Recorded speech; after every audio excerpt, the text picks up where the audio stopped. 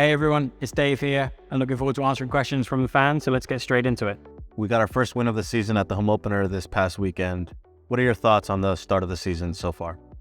Yeah, it was fantastic to be back in Yankee Stadium, back in the Bronx, an incredible atmosphere created by a huge number of fans in the stands, and very thankful for them, for the atmosphere they created, and delighted to be able to that we were able to deliver a win for everyone to celebrate. I think the start of the season has been good. We know bringing a new group together, there's going to be some challenges, but we're really excited for the season ahead. I think we're only starting to see and unlock the potential that our group has. We've got a lot of new players, a lot of young players, but it was fantastic to get our first win, and I've been excited by what I've seen. I think the style and the way that we're playing is really encouraging, and I think Nick and the coaching staff have done a fantastic job through preseason, and so to get our first win was great. We're looking forward to be back in Yankee Stadium this weekend and hopefully continuing on to get a good run of form going.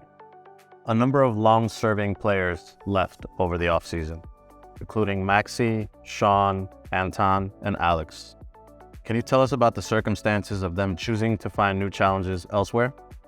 First and most important thing to do is to acknowledge and appreciate everything those players you mentioned gave to NYCFC. They've been unbelievable players for us on the pitch, fantastic ambassadors for us in the community, and we've loved being part of their development and part of their journey in professional football, and we were obviously sorry to see them not remain with the club. We knew that it would be incredibly challenging to keep the group of players we had together. One of the core principles of MLS is competitive balance and parity, and so for teams who have had success like we have had over the last couple of years, it becomes really difficult to keep your players together. And so we knew entering the 2022 offseason that it would be a challenge. If we rewind 12 months after the MLS Cup win, even with a number of players going into the final year of the contracts, we wanted to keep as much of that group together for 2022 as we possibly could, because we really felt we had a chance to compete and try and win another MLS Cup. And obviously we came so close, came to an Eastern Conference final for the second time in our history.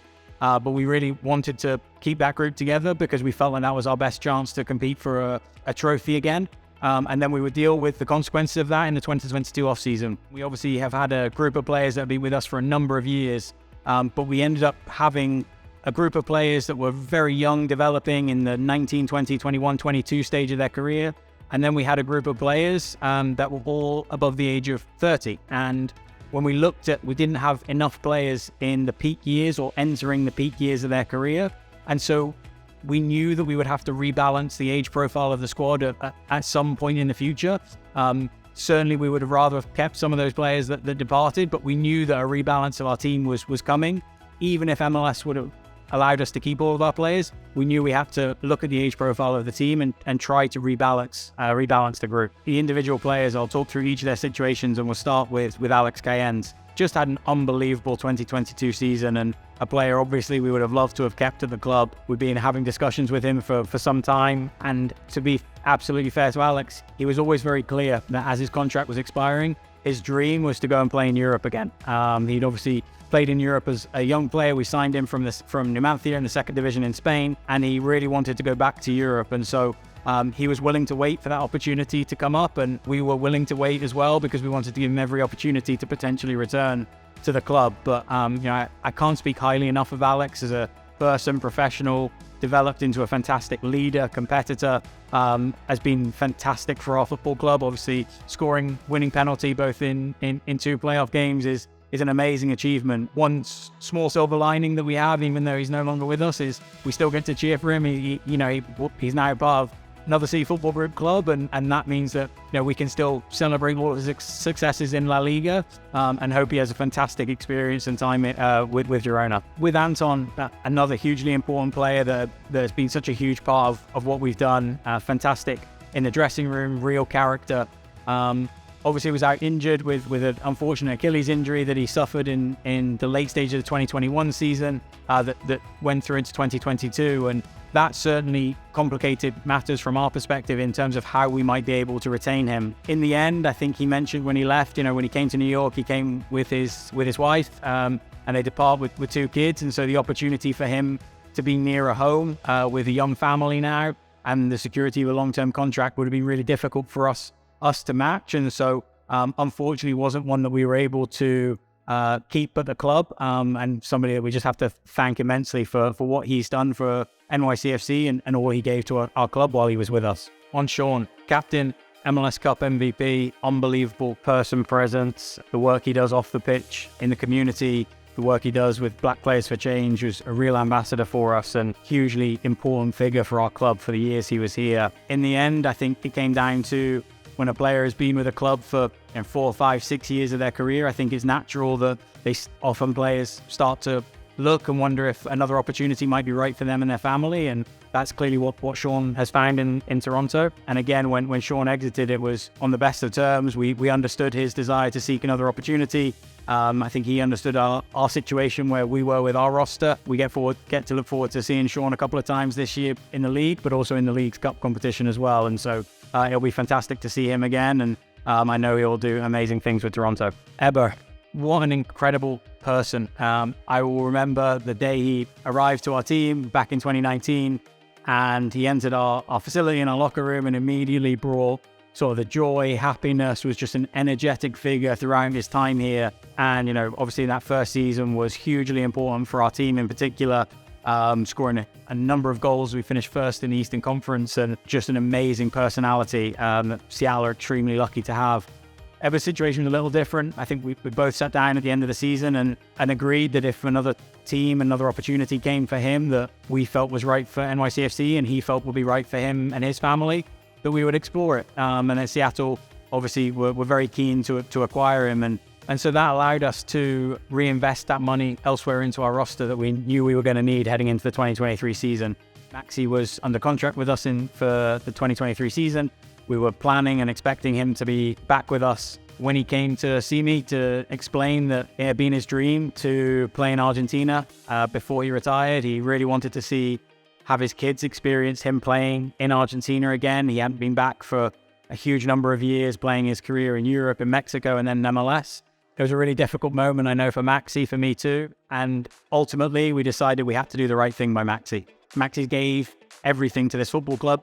He helped to win us our first championship. He was not only one of the best players in our team, he was one of the best players in the league. Most seasons he was here, in my opinion. We felt it was the right thing to do to honor Maxi and allow him to go and pursue this dream of playing back in Argentina again. And obviously disappointed that he's not here.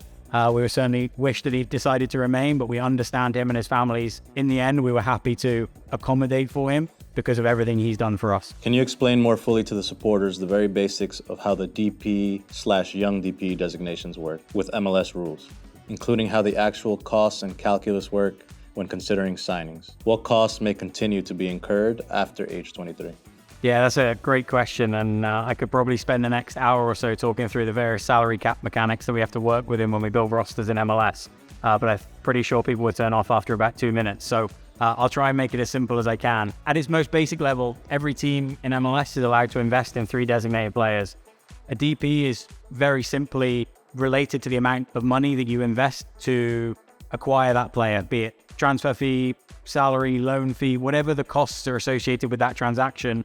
The league will make a determination if it's above a certain level that player needs to be a DP on our roster. And then the difference between a young DP and a senior DP. So a young DP is a player that's age 23 or younger, and a senior DP is age 24 or older. The only difference between those is the amount of salary budget that each of those take. So a young designated player, age 23 or younger, the first $200,000 that you invest in that player is deducted from the salary cap, and everything above that is a discretionary investment. When you're a senior designated player over the age of 24, the first $650,000 approximately in 2023 of that investment is taken from the salary cap, and anything over and above that amount is a discretionary investment. And so really that's the fundamental difference. So investing in a young designated player essentially provides $450,000, the difference between 200 and 650 in salary cap space, which you can then use to reinvest throughout your roster. So it's been a key strategy for us to invest in young designated players, even dating back when we signed Jesus Medina, was a young DP when he was acquired, Talis Magno, now Santiago Rodriguez this year, because we believe it helps to provide more salary cap space to invest to build a stronger roster overall. And then when a player moves from a young designated player age 23 to a senior designated player age 24, there's actually no change. The contract doesn't change, the structure, the deal doesn't change. It's a back-end mechanic on MLS's side And really, it just simply means that when the player's in his age 24 year, the first $650,000 of costs for that year are deducted from the salary cap. And then the discretionary investment begins after $650,000, taking more out of our salary cap to keep a senior designated player. What is your thinking regarding maximizing the value of the young DP and U22 spots on the roster? Yeah, we want to utilize any and all mechanisms that MLS provide in order to be able to improve our roster. And so young DPs and U22s are a key part of our strategy. You know, I think we've seen over the last few years, we're now a club and we're known as a club that wants to invest and develop young talents, whether they're players that we sign internationally or players that we produce from our academy and through our own player development pipeline. So it's a really important part of what we do and what we look for when we try and bring players into NYCFC. The other part that we're trying to balance is when we look for U22 players, we're looking to identify players who can help us on the pitch, perform immediately and help us compete for championships, but also players that we think we can develop, improve, and ultimately sell and participate in the global transfer market. So that's another key part of what we try to do. We firmly believe that it's possible to balance player development and winning. It's difficult at times, and part of my role is to balance those things as best we can, that through our succession planning, squad building, that we've got enough talent on the pitch that we can compete to win every competition we can, but also that we're developing really talented young players who can go on to potentially play in the highest levels of world football. NYCFC 2 is about to begin its second season.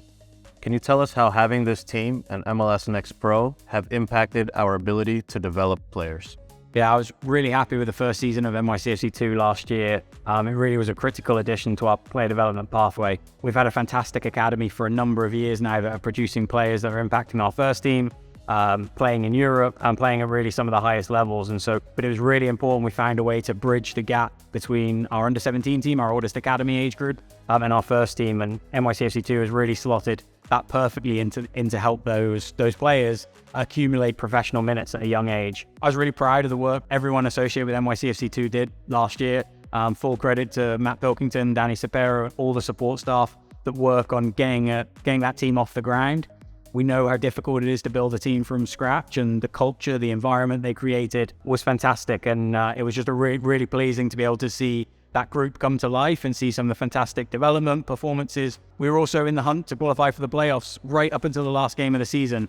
We were disappointed we didn't make the playoffs, not because winning is a key performance indicator for us when we evaluate NYCFC 2, but more because it would have been an incredible development experience for our young players that would only help them when they matriculate up to the first team and compete in playoffs and knockout competitions with the first team. So we'd love to be able to expose some of our real young talents to a playoff type experience in MLS Next Pro, and I'm sure over time we will get there. Having NYCFC 2 has also allowed for far more collaboration between first team and second team players. Obviously with the second team being based up at CFA, with the first team there's far more players training with the second team, with the first team much more movement back and forth, and really is helping us to develop some real young talented players, and that's really why we've invested in this team, and that's why we're really looking forward to its continued success and continued growth. Overall, I was also really impressed with the level of play across MLS Next Pro games. For being in its first year, I think it was a real excellent addition for us having the team competing in MLS Next Pro, but also looking ahead to what MLS Next Pro will be in 1, 2, 3, 5 years from now. It's only going to grow and provide an even better, more robust platform for us to continue to develop top players that can play for our first team and help our first team win. Both James Sands and Santi Rodriguez returning to the club have been a major boost. Can you tell us how happy you are for both of those talented players to return? Yeah, incredibly happy. They're both back in the team. When we sat down towards the end of last season, even without knowing which of the free agents could potentially return, we looked at our roster. Both James and Santi were players that we would love to have back in NYCFC in 2023, and so they became immediate priorities for us to engage in conversations with both of them to see if that would be a possibility.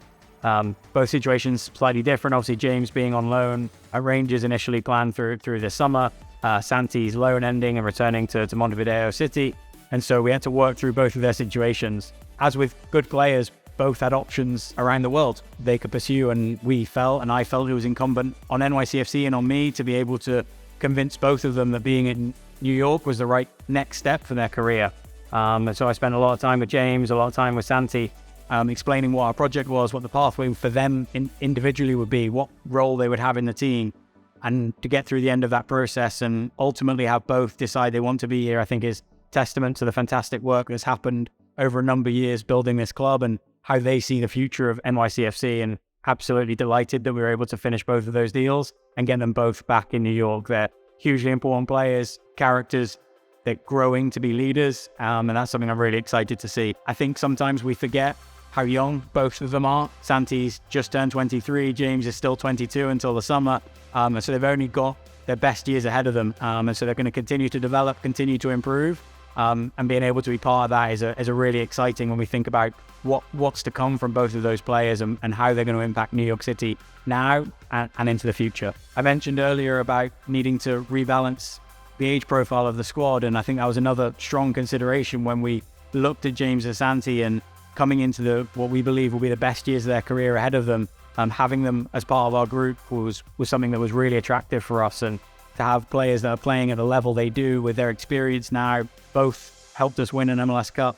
Have them back in the roster at 22, 23 years old, I think is a real advantage for us and something we're excited for their development during the season. Do you see Santi as a direct positional replacement for Maxi? And how do you think Santi at the 10 will change our style of play? Yeah, so before I answer the question, I want to talk a little bit more about Maxi. I mentioned him in a previous answer. Maxi, since he arrived in 2017, has just been an incredible professional, individual player on the pitch, and all the fans have been able to see. But everything he's done for our football club deserves to be recognised and celebrated, because he really has been such an important part of our club over a number of years. He's performed on the pitch consistently, one of the top players in the league, but also everything he's done off the pitch. For me, it's no surprise that a number of players speak so warmly and so highly of Maxi whenever they think about him, because of everything he did to help, whether it's Eber or Tati or Jesus, Matias last year, Santi. Amazing to see and amazing to witness. We certainly miss him and his family, and I can't wait for the day we're able to welcome them back to New York and celebrate all he did for NYCFC. It's always difficult to compare players, and so I typically don't like to do it, but I understand the similarities given they play a similar position and both obviously wearing number 10 jersey for us. But they are very different types of players. They have similarities. They're both elite level chance creators and have shown that in MLS over the last couple of years for Santi and over the last number of years for Maxi. And so a big selling point for Santi being in our team is what he can provide to our attack in goals, assists, creating chances for all of our other talented attacking players. But they're very different types of players. Santi's very direct. He likes to go to goal, excellent dribbler. So they are very different, and really it's up to us to maximize Santi's potential and not see him as a Maxi replacement. How do we get the most out of Santi within our team, and how do we create an environment to harness and utilize Santi's skill set to be most effective for him and most effective for the team? When one window closes, do you take time to concentrate on another area to develop? And if so, where does the focus turn? Or does planning for the next window happen right away? Yeah, so it's an ongoing process. Even during the current transfer window, we're looking at player options and assessing opportunities that might be right for the club, even 6 months, 12 months, 18 months down the line, and trying to figure out, when we work through our succession planning and our squad builds for future seasons, how we might be able to fit players in. So even during a current window, we're looking ahead to the future windows to make sure that we're always thinking and responsible about how we build our squads into the future. However, it is a bit of a relief when a transfer window closes, because it does allow me to take a little bit of a breath, knowing that the player transactions part of my role will take a small back seat, at least for a couple of weeks. And really then I'm able to focus a little bit more on some of the other areas of the club, that whether it's the academy, NYCFC2. And so while player recruitment's an ongoing 365-day-a-year job, when the transfer window closes, it does provide a little bit more opportunity to focus on some of the other areas that are needed throughout the club. This season, we'll see the addition of a reimagined Leagues Cup. Can you tell us how you feel about this new tournament and how the club will approach this competition? How we approach it is quite simple. We want to win. We want to compete to win. Same with every competition we enter. I think it's a really exciting tournament, and it's one that we're proud to be part of, and one that we hope and want to go as far as we possibly can. We've been really fortunate to be able to play in international competition. We've played in CCL in 2020 and 2022, the previous iteration of the Leagues Cup in 2021, and the Campeones Cup obviously last year in 2022. And What we found is that international competition is key for us. Our players, our staff, it heightens the expectations, the focus, and all those become really, really important for us. And so it's in a tournament that I think everybody is really motivated to do very well in. We all want to perform and succeed, and challenging ourselves against some of the best teams in our continent. There's no better way to do that. It's a really exciting competition. Playing against MLS, Liga MX opponents in a tournament-style format, I think is going to be really exciting for the fans. I know it's exciting for the players and staff here, and we can't wait to get started. What are you most looking forward to this season? What are the targets for the team? The targets for the team are the same as they are every season. We want and expect to compete for trophies in every competition we enter. MLS Supporter Shield, MLS Cup, League Cup, US Open Cup. We want to go as far and compete as long as we can in all of those different competitions. And so that's the focus for all the staff, all the players here, to have a successful season we possibly can and compete for trophies. It's what our club, our fans, and everybody wants and expects from us, and it's something that we're really proud to try and deliver. Another goal for us is we want to compete again in CCL in 2024. It was a fantastic competition for us last year. We've really enjoyed our experiences in that tournament, getting to the semi-final, had a fantastic performance against Seattle in the second leg. Unfortunately, didn't quite do enough to go to a final, but that's another key goal for us, is to make sure that we can find a way to get into the Champions League again in 2024. I'd also like to host more playoff games in New York. Over the last 2 years, we've played 9 playoff games, and 7 of them have been on the road. The playoff experience we had at Citi Field in particular last year against Miami was a real highlight for me, and a memory that I'll keep forever. I'm fortunate enough to have been working with the club for coming up to 10 years now, and the atmosphere at Citi Field and the energy in the building that night, it felt different, it felt intense, and obviously we're able to put on a fantastic performance to reward our fans for all of their efforts. And so that's something that I'm really looking forward to replicating, hopefully more of in 2023. I really like to build teams, and so I'm really excited about what we're building and developing, and bringing a new group and allowing a new group to develop and emerge in front of our eyes across the 2023 season and beyond. I'm quite sure it will come with some ups and downs across the season that we'll have to live with as with bringing any new group together. But part of development, part of building a team is going through those moments of really building towards something. And so seeing our players develop, seeing the group emerge is going to be something that I'm really excited to see happen. We have a lot of young and extremely talented players on our roster, and working with them and helping their growth and development across the year, and seeing the efforts that we put into our player development work, both in the academy, NYCFC too, and seeing the talented players we have that are signed as young professionals, all those in the academy, continue their development and become closer to first team players. It's a really exciting part of what I think we've got to look forward to in 2023. One other thing I'm looking forward to is creating memories. It's not something I or we often talk about, but as I've reflected particularly over the last couple of years, and all the fantastic moments that we've been able to celebrate, both as staff, as players, celebrate with our fans, the memories that will last a lifetime for me. Thinking back to the New England away playoff game, winning the penalty shootout, finally getting past the conference semi-final stage, to the Philadelphia game and last-minute winner from Thales Magno to put us into our first MLS Cup final, and being able to celebrate with family, with the players, with the staff, with our fans, were really incredible. Of course, MLS Cup final in Portland, it's a memory that will live with me forever. It's one of the greatest achievements I've had in my professional career, and something that I really want to experience again. And I'm extremely proud to have played a very small role in helping to deliver moments like that, and delivering our first championship for our fans is something that I'm really, really proud of. And so creating memories together, staff, players, fans, everyone aligned, everyone together, is something I'm really excited for in 2023. I'm incredibly fortunate to work with a fantastic group of players and a fantastic group of staff who spend practically every waking second thinking about how we can improve the team, how we can improve the players, how we can create memories, how we can create moments to win. I'm really blessed to have such a fantastic group of staff supporting our players every single day. And so the moments where we're able to celebrate achievements, celebrate winning together, which is what we all aspire to do, it is really special for me, and I'm hoping that we have more of those to look forward to this year. Thanks everyone for the questions. Hopefully I was able to provide a little bit of insight into our world and what's happening at NYCFC. I'm looking forward to seeing the fans at Yankee Stadium this weekend, and supporting the boys at home and on the road throughout the 2023 season.